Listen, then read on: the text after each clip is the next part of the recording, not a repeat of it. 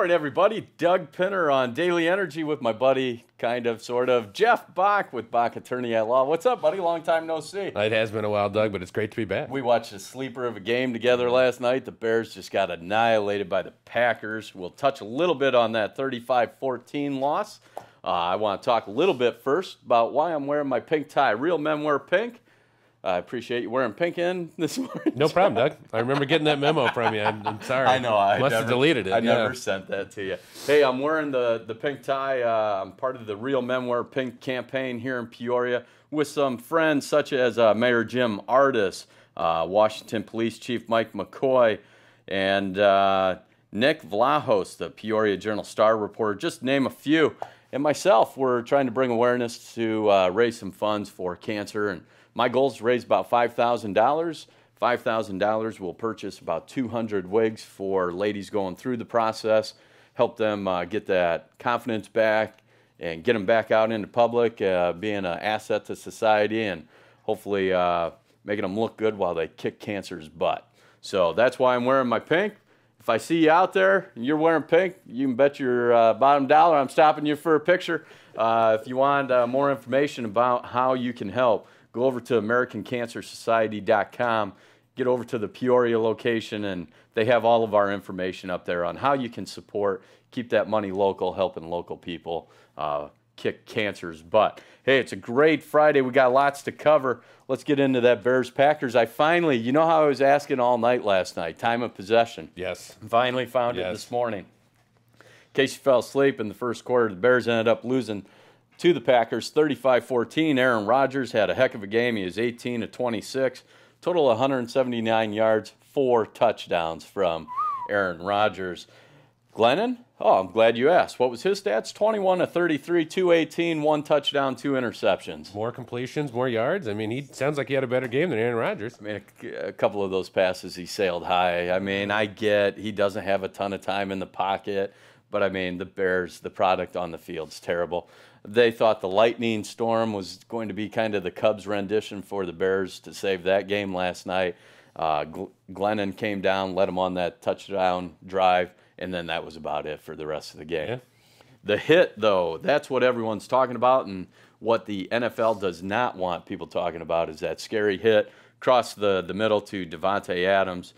Danny Trevathan, I believe is how Trevathan, sure, close yeah, enough. Sure, very Trevathan. close. I don't know, yeah. Okay. Sounds right. Lowered, put it helmet-to-helmet hit. That was pretty nasty. The NFL obviously probably going to have to suspend him and fine him. Just send that message down to lower ranks, college and high school, that that's not tolerated and how to tackle. So the Bears off to a 1-3 start. Packers playing pretty good. They did look pretty solid last night.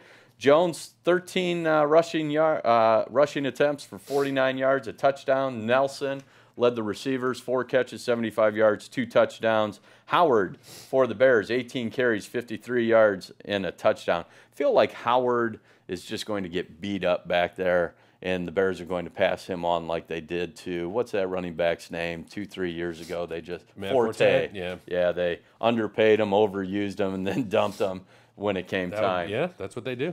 So, hey, Packers, first time since 1932, lead the head-to-head challenge with the Bears. They are up 1. It's 95-94. Packers favor that. And then what do you think? Trubisky come in next ball game? Glennon going to get to ride the pine on the side or what? Well, I mean, Doug, I think if this was about actually winning games, I think he would have been on the pine a long time ago. But I think it's about kind of protecting him from the hard games. And then allegedly, I haven't looked at the schedule recently, but allegedly the schedule really opens up in the second half of the season. So I think the plan is to let Glennon just absorb all the bad hits, make all the terrible mistakes, you know, get ground up into a fine powder, and then move on from him, and then put Trubisky in, I think is the plan. That's really nice of the Chicago Bears to do that to him. How about the Cubs? I know you're a Cardinal fan. Let's save it for our next segment. You're not going to want to miss this. There might be a brawl in here. Mike, who you got money on, Jeff or me? Doesn't matter. Scrappy. You seem like a dirty fighter. Scrappy. Oh, definitely. I'm going to be ready for that. Yeah. So, hey, Jeff Bach, Bach Attorney at Law. What's going on in the law world nowadays? The legal world, as it were? The law world. Yeah, I mean, I like to call it. This is derailed early. Oh, well, I mean, that was always going to happen. Doug, there hasn't been. I mean, we talked about the new child support law already. That's really the big change, as I'm sure your listeners will all recall, or even your viewers now that we're online, will all recall the state of Illinois switched from calculating child support based on income and moved it to a model where it's really more about how much does it actually cost to raise a child. And it's made it really simple. You go to a website, you plug in a couple different numbers. Mainly what you need to know is both parties' gross incomes for a month, how many nights the kids stay with the custodial parent, the person who's got them more often. Yeah. And then you just, hit a button and it spits out a calculator. It's pretty awesome. Yeah. So if I'm hearing you correctly, divorced individuals probably want to maybe reach out to you. Is that the process? Yeah. Just simply call your office, schedule an appointment with you. Can you walk listeners and viewers through that? Absolutely. If you have any interest whatsoever, I mean, obviously I'm pretty easy to get a hold of via the office, via email, Facebook, whatever, right? So contact me, come in, meet for maybe 10 minutes, bring in some information. We'll run a calculation. If it makes sense for you to file to reduce, then that's what we'll do. I guess in some instances, maybe if the other party was a low income person and the person who's getting the child support might get a raise, but I don't think that would happen as often. But the big thing that we got to keep in mind here is that just because the law changed, unfortunately, that's not a reason to go back to court. So it's really going to work better if you haven't modified it recently. If it's been a couple years since it got entered, because usually then at that point the circumstances have changed. Kids get older, as the kids get older, as I'm sure you'll know, in about 8 years they get way more expensive, right? You go from buying diapers to buying all sorts of. Yep, to cars, to sporting equipment, to toys, to whatever the kids are playing with, video games. Yeah, iPads, you name it. Yep, exactly. So but anyway, the main thing, contact me. I'd be happy to look it over for anybody, and totally. It's pretty rare in divorce at least, that you get something that pays for itself. But obviously, if you get a reduction in child support, that's going to pay for any legal fees, and it's going to pay you back, big time over the years. Long term, yeah. Have you seen a lot of people come in and re-examine what they've had in place with the new legislation passing a few months ago? Not as many as I would have thought. I mean, Surprises me. I know. I guess I don't know how widespread this is that people know about this, though, right? I mean, I haven't seen anything in the newspaper.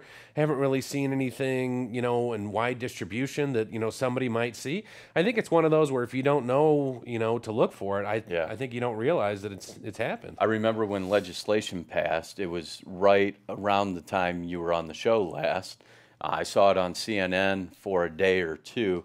Minor bleeps here and there, and then really I learned about it through our discussion, and I've spread the word. It's amazing. I do have some friends that are divorced and whatnot, and they had some questions on it and that. So I just assumed more people would take advantage of that. So if you're out there and you have child support, custody, Jeff Bach with Bach Attorney at Law would be happy to sit down and visit with you about the new law that is in place to help calculate who pays what and who does what. To help at the end of the day, it's all about making sure the kids are set up properly, not the parents, so that way it pays for their education and in the lifestyle that they lead, correct? That is 100% correct, but this is really, the change is really more about, if you have a high income earner, a lot of times those people will be paying more than it even costs to raise a kid, and obviously, as you just said, that's the number one focus is, are the children being taken care of? But you do run into these situations where somebody, I mean, this happened to me. Somebody was paying $6,500 a month in child support. The other party said, I really only need about $4,000 to each month to raise these kids, which.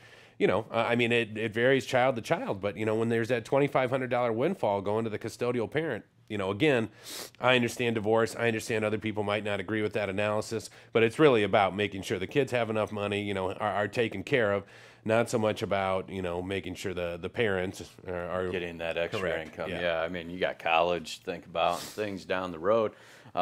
Hey, let's talk a little baseball. Oh, let's do that. I know you're just chomping at the bit because you seem a little depressed, pal. Very excited. No, you seem depressed. Is it because the Cubs finally knocked the Cardinals out of any chance of getting into the playoffs last night? It was good, you hate honestly. me right now, don't you? Oh no, I don't. I mean, Look, the Cardinals don't have the roster to contend with the best teams in the NL. And frankly, I don't know if the Cubs do either. Just because, like this time last year, they were kicking tail and taking names, and now it's. But there's also an element of once you've been to the playoffs, it's kind of like we're holding back for the playoffs. The goal is to get to the playoffs. We'll figure it out when we get there, rather than steamrolling the whole league as you go. So I was reading this morning, Madden commented on that. Is he feels like he could have pushed the century mark on the wins, but early in the season he was resting players for the latter part of the season. And the Cubs played a lot better ball that second half. They did. However, there were some injuries in the first part as well that lingered into the second half of the season. But I do think Madden approached the style of getting out of as much out of his players without having them break, if you will, and get them rested and healthy, getting ready to take on the Washington Nationals. I was at that game Monday with Nacho Man. Oh, He's fun. a few rows in front of us. That Nacho Man is a legend out there. I got to get him on this show or call in. Got to figure out how to do that. That'd be a great interview, don't you think? Oh, it'd be much better than mine. I know that. And then last night, Martin's making that catch out in center field, robbing the home run, the game-tying home run in the 11th to knock St. Louis out of the playoffs for good. Honestly, first half of the season, I thought the Cardinals would be the ones knocking the Cubs out. I think it is nice how the schedule was set to where Milwaukee could control their fate against the Cubs as well as the Cardinals down that latter part of the season. Yeah, no, with that unbalanced schedule, you play each of your division teams 18 times. So yeah, I mean, you get your cracks. You know what I mean? It's, if you finish behind them, it's not because you haven't played them enough. Here's who I think the Cubs MVP should be. Chris Bryant. I think he's improved his on-base percentage. The unsung heroes throughout the season, Rizzo, obviously, I think did a lot behind the scenes, playing just solid ball over at first base. And then Contreras, I think he had a little mishap hitting the ump with his helmet or something after it bounced off the ground. But I think he brings a lot of energy. He's throwing down to second base at 89 miles per hour, so he's helping hold runners. The thing that scares me to death with Washington, and the longest home run of the season was marked by Schwarber on May 23rd. He hit it 470 feet. Hit my house. That was probably when he was batting about 180, right? I mean, yeah, he connected on the one. Down to the minors, right? Wasn't it? You might be right. I think so. You might be right. I know he started off awfully sluggish, but how could he keep up with what he did in the postseason last year? Impossible. Who starts game one for the Cubs? If you were the manager, who do you put in? Right now, I'll break it down to two. Lay it on me. Hendricks and Lester. Okay, well, probably Lester. On the road. It's on the road. I think they like Lester. I think that's why they paid him all the money. He's the veteran. He's going to go in, go out. I mean, didn't they start Lester in all game ones last year? I believe so. Yeah. I believe so. I think you put Lester on the mound for game one, followed up with Hendricks for game two. Hopefully you can at least get one of those games out of there. And then let's get back to Chicago. Put Arrieta and who? Q? Maybe you got to put him in there. I thought Arrieta had like a weird home road split thing. Like that's why they started him twice in the World Series, game 2 and game 6, where he was both on the road, right? Yeah, I think right now they're he's going to pitch coming up on tonight, I believe, and they're going to really monitor his movements, his health with that hamstring. That might come into play in the postseason. But how about Lackey? Oh, man, I'm stuck there in my mic. How about Lackey, the post-game interview? He said, that's my last regular season start, fellas. And then, yeah, I know, Lester steps in, gives a speech, dropped the F-bomb that they didn't mic out of there. So that was just a party in the locker room afterwards. Now that I think about it, I think it's just not having David Ross there. If David Ross was there to provide that veteran leadership and to really, buddy it up with Rizzo, I think the clubhouse would have been a lot more loose. Everyone would have been just happier. Bring Grandpa Ross into this. Leave him out. He's winning Dancing to the Stars. He's announcing out in the bleachers. I'm glad he's kind of off the air. I just miss him. I'm kind of glad we don't have to listen to him announce the game. Just simply because he could call what the pitcher was going to pitch before he threw the next one. Why wasn't his batting average better if that were the case? It makes you wonder. Anyway, so who you going with? Lester? We finally agree on something? But Lester versus Scherzer, whew. I'm telling you, that's the thing with the Cubs is like if they win the World Series, they're going to get through some heaters, right? I mean, probably the Dodgers, definitely the Nationals, and whoever comes out of the American League. I mean, that's going to be 3 tough series. So if they win, whoever wins the World Series this year is going to be legit. Nationals are favored over the Cubs. I do think you touched on it. Washington starting pitchers. Here you go. Strasburg, dude's a stud. Scherzer leads the team with 16 wins and 2.55 ERA, 263 strikeouts on the season. Doolittle, 21 saves with a 2.81 ERA. So they are locked down from start to finish. You got Gio Gonzalez and then Tanner Roark. I mean, that's a heck of a ball club right there to face on the mound. What the heck did I just say? Fitch? You said Fitch. Yeah, you're I don't good. know. We're good. I don't know. So some of the leaders for the Washington Nationals, for the batters, you'll hear a lot about Daniel Murphy. He leads the team, batting .319. This guy is a killer at the plate. Matched to the Cubs' best, Chris Bryant, batting .295. Home runs, you got Zimmerman, the third baseman, I believe, for the Nationals. So, I think he plays first now. Is it first? Yeah, because he lost his mobility or something. I don't know. What's his name's coming back to play third? Williams? Williams? Yeah, Rendon. Yeah, let's go that route. Zimmerman, though, 34 home runs to Rizzo's 32. RBI leaders, Zimmerman, 103, Rizzo, 109. On base percentage, you got Rendon, over 400 to KB's 410. And then hits, Murphy leads the Nationals. Again, Daniel Murphy's going to be a powerhouse to deal with. 167 hits to Chris Bryant's 161. So it kind of tells you there's a level field at the plate, and I do think the Nationals hold the card with the pitching. First game, Friday, October 6th in Washington, followed up by a game on Saturday the 7th. Then we go back to Chicago Monday the 9th, Tuesday the 10th, and then Game 5 would be in Washington October 12th. 5 reasons the Nats scared the daylights out of me. 1, the manager plays small ball. I was reading up on it this morning. If they need runs, first off, stolen bases, you're going to have to watch that with Lester. No throw-overs, so Contreras is really going to have to be on his game. How can Lester not throw 45 feet over to first base? It seems hard to believe. Yet he can put a sinker on a dime 90 feet away, right? It makes you wonder. I mean, I know we've both seen Major League 2 a lot. It's like that catcher that had the catcher that couldn't throw the ball back to the mound. I mean, exact same situation pretty much in real life. Pretty much. That's like it. Fiction becomes reality all the time. I thought I saw it before, and it was on Major League. Major League 2. Major League 2. Probably the one you haven't seen because it's not that good.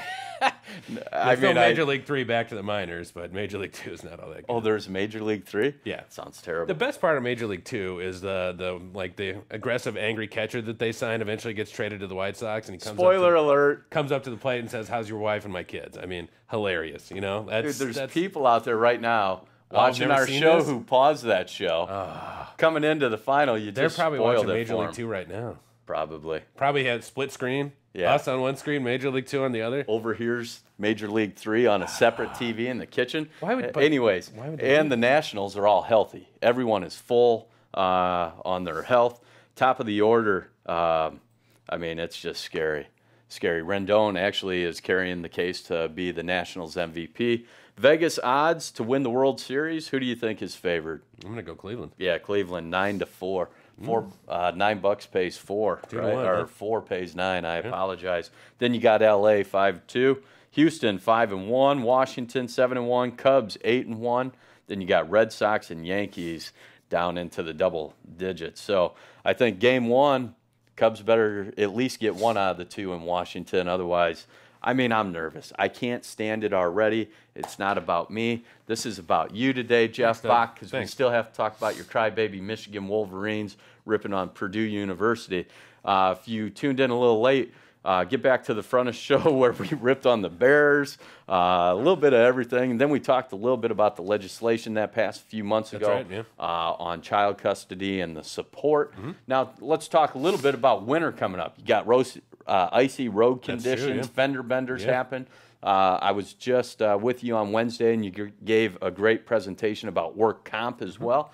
But these slick, icy roads, a little fender bender, the one thing I consistently hear from you is if you're in an auto accident, let's go get things documented right away.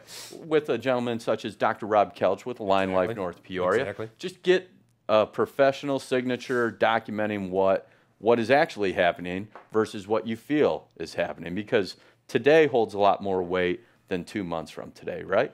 Absolutely. I mean, if you can get in to see either somebody like Doc Kelch or your primary care, that's great. If you can't, maybe just consider going to a prompt care. Usually, I mean, I read enough ER records. Almost always, you go to a prompt care. You Are those exciting to just get it's through? so much fun. I just love digging into them, and just so much really great information. Can you read any of the writing on the charts? They, thankfully, it's all typewritten now. Okay. Yeah, there still are some some older doctors that prefer the handwritten records, and I'm like, oh my goodness. Translator. Those are the ones I hand to my assistant and say, can you please type these for me, because I can't read this, which is funny because my handwriting's terrible too. But go to the prompt care. When you go to the prompt care, almost always what they'll do some, you say neck or back pain involved in an auto accident. They'll do some x-rays, which frankly are totally worthless, but they're cheap. An x-ray costs like $100, $150, an MRI costs like $4,000, so it's not hard to figure out what they're going to start with. We're going to start with an x-ray.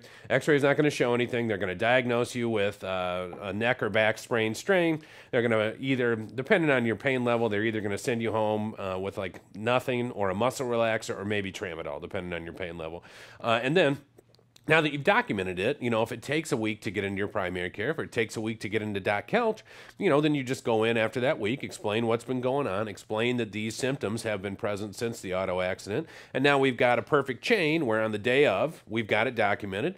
Everybody understands you can't get into your primary care, Doc Kelch, like that, and then now we've got a perfect story to tell about, hey, hurting after the accident, always hurting, sought treatment immediately, followed the treatment, got released, still having these problems, boom. Did all the things they needed to do to make sure that they have a good case going into it. Exactly. How many times, Jeff Bach, attorney at law on Daily Energy here this morning, how many times do you see people getting a fender bender today and then they don't do anything for 2 months? What does that do to their case? Well, it just, I think a lot of people think that, when a defense attorney, when they talk to them, that they'll believe them or, that they'll explain what happened and they get it.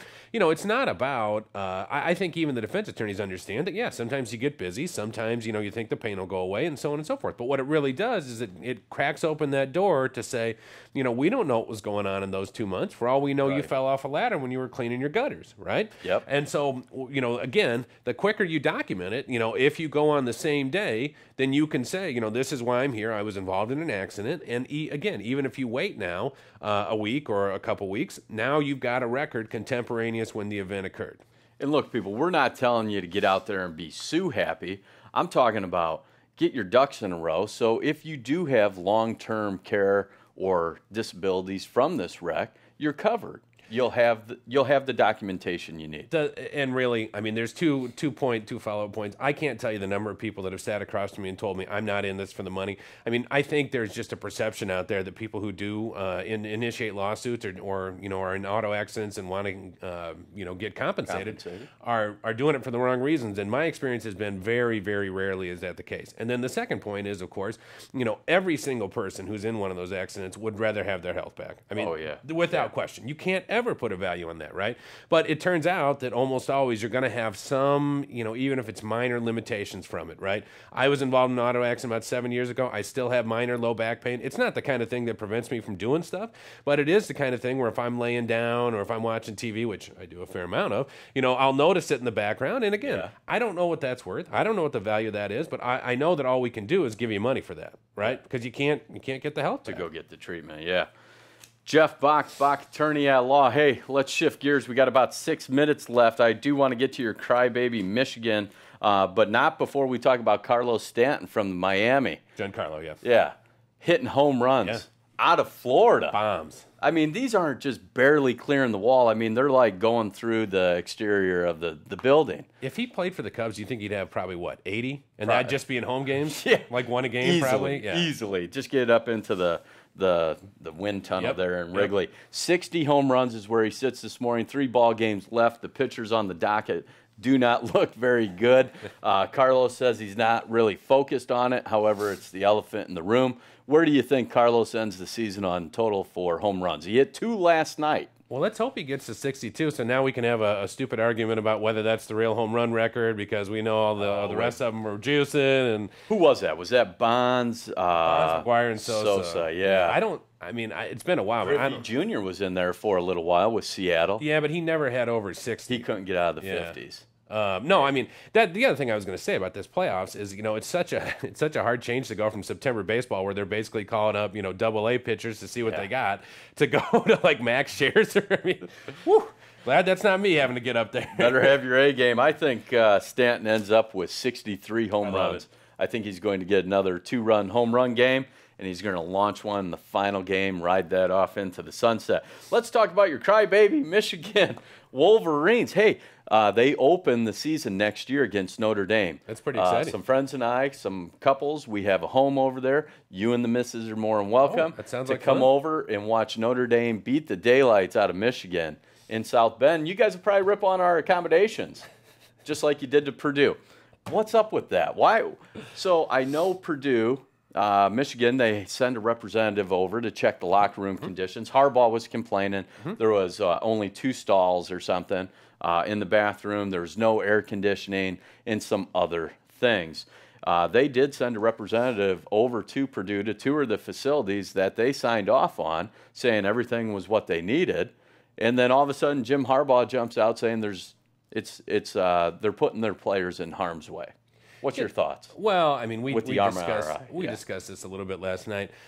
His main complaint was that they had to take the quarterback a couple blocks to get treatment, which seems a little silly to me. I mean, I think the way to address that is either make a league-wide standard or just understand that you're going to take a block or two. I mean, the other stuff was more, the famous one is the old Iowa coach, Hayden Fry, had the visitors' locker room painted pink. Yeah. So, I mean, they do the gamesmanship with the visitors' locker room. And so, I mean, I see what you're saying, what they send somebody to sign off on, but what was the choice? Don't sign off on them and They could have requested air conditioners. But well, okay, yeah, maybe. I don't know. I'm just trying to get under your skin. How am I doing? I just hate Manto Harbaugh. He pulls those khakis way up to here. I swear those polos he wears are crop tops. You'll never know because his pants are pulled up. There's so an high. awesome picture of him when he was with the 49ers. Somebody caught him at Walmart with a stack of khakis like this. Wearing mall walkers out there. Michigan, you guys got the week off. Hey, Bama, your #1 team in the country, favored by 27 over Mississippi. Clemson on the road at Virginia Tech. Clemson, 7-point favorite. What do you think about that game? That looks like, I was looking today, and that looks like there's a Pac-10 game tonight or Pac-12 game tonight, but it's like it's going to start after my bedtime. So what's Nebraska, the point, right? U of I? That's Big Ten, right? right? You're right. Yeah, That's what I meant. The biggest game of the week. Biggest game of the week. You're right. Clemson, though, I think it'll be a low-scoring affair. I think Virginia Tech, the secondary, will limit Dabo and his trickery plays. Then you got Oklahoma. They got the week off. Penn State taking on Indiana. Penn State looks pretty good. They're an 18-point favorite. USC tonight against Washington. There you go. That's that game you were talking about. USC's only a 5-point favorite. I think that'll be a good game, a high-scoring affair.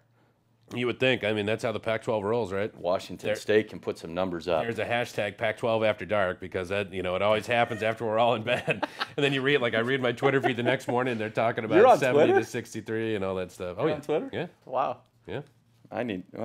Okay. And then Notre Dame, the most important team in the land, the Catholics, the Irish, 21. Oh, they're playing favored North Carolina? Miami, Ohio. Oh, okay. Yeah, good for them. I don't know. Notre Dame, just as soon as I start to really drink the juice, then they let me down. I don't know. Scary. I don't think tomorrow's going to be a letdown game, but we'll see. Jeff, we got about another minute, and then you can buddy. run out of here to get your hair done. I know. I need it, man. Woo! I know. I'm scruffy in the beard, scruffy on the head. I mean, I need it. Getting cleaned up on this Friday. It's important. What do you got going on this weekend, buddy? This is a chill weekend. We've had a lot going on the past month, traveling and kind of, obligations and stuff. This is just going to be me, wife, and the kid weekend. I mean, what it's all about. I want to get to why you're dodging me on this Frisbee golf. We have viewers that, Mike, you know what I'm talking about. We've been talking about this Frisbee golf. I've actually dodged you because you asked to play a couple times, and I came up with something like I got to go get my pens refilled or something. You know what I'm saying? But Frisbee golf, let's get this in the books. Let's do it, man. I know we did have it in the books, and then I canceled due to too nice of a day. Too nice. That's probably true. Hey, if you're tuning in late, get back to where the show derailed about 22 seconds in. My good friend Jeff Bach, attorney at law, we covered a little bit about that legislation on child support, as well as documentation if you do get in a little fender bender, and to reach out to you if they have any questions. Bach, attorney at law, downtown here. My name's Doug Pinter from Anytime Fitness North Peoria. Good buddy Jeff Bach. Thanks for having me, Doug. Congratulations on not losing this weekend. I won't have to see Harbaugh on TV. Leave it at that. Go Cubbies in the postseason. Have a great weekend, everybody.